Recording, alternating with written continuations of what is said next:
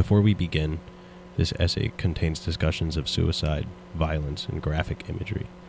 If that sort of thing lingers with you, now is your opportunity to leave.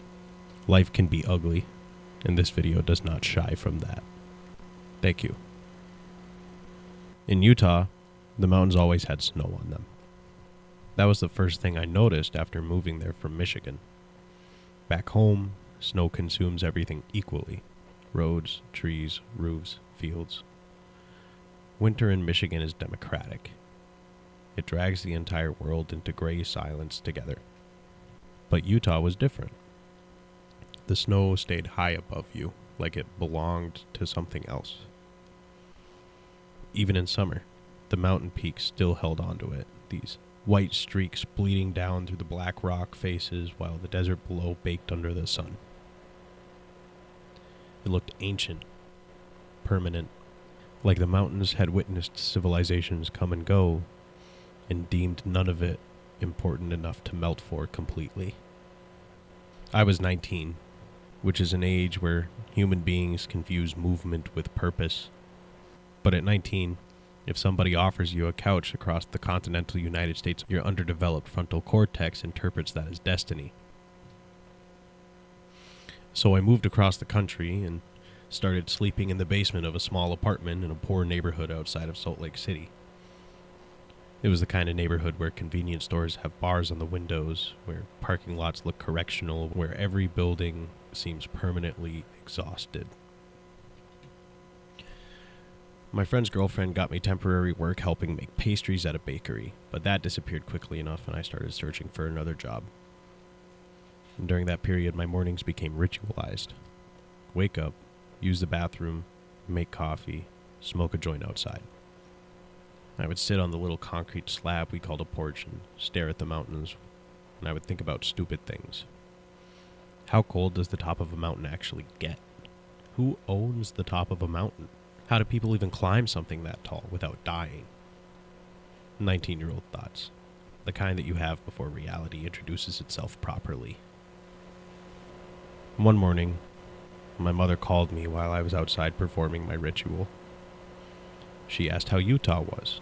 I said it was good. She asked how the job search was going. I said fine. Everything was fine. It's another strange thing about being young. You can be completely lost and still genuinely believe things are temporary enough to not count as suffering yet. As we talked, I watched a man crossing the parking lot, which wasn't unusual. People moved through the complex constantly. Cars came and went, arguments happened, shopping carts migrated across the asphalt like escaped livestock. I wasn't interested in the man himself, I was just looking at movement while my mother talked about home. The dog had peed on the kitchen floor, she missed me, Thanksgiving was coming up soon. Normal things.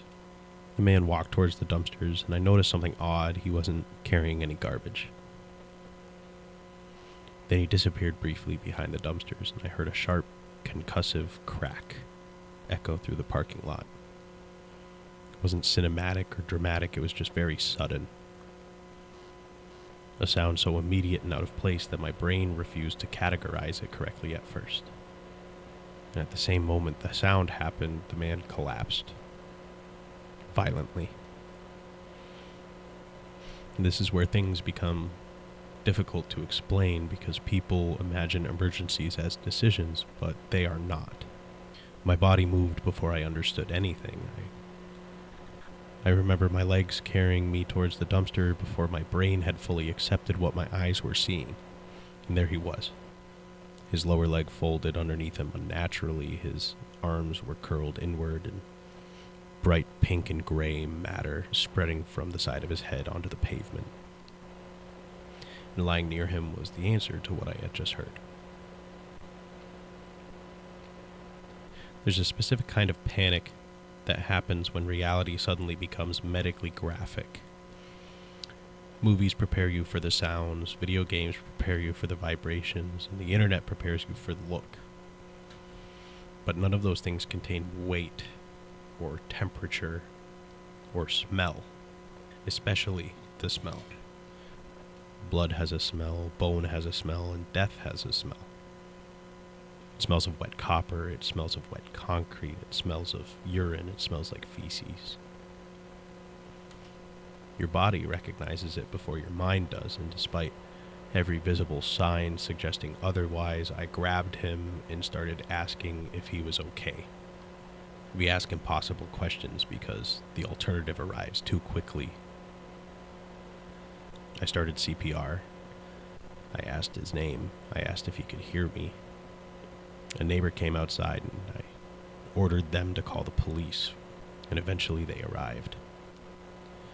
Containment tape went up around the dumpsters. Officers asked questions. What did you see? Did he say anything? Do you know him? No, I didn't know him.